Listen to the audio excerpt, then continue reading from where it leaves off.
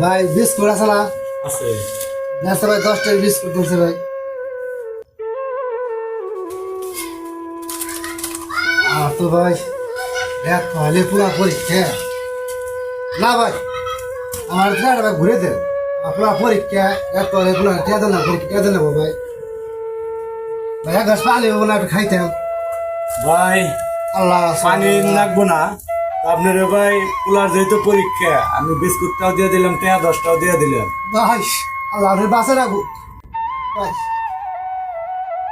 প্রিয় ভাইয়েরা, সবার বাপ মা এই কষ্ট করে পোলাহানদের ছেলে সন্তানকে মানুষ করে স্কুলে পাঠায়, সব জায়গায় লেখাপড়া করতে পাঠায়।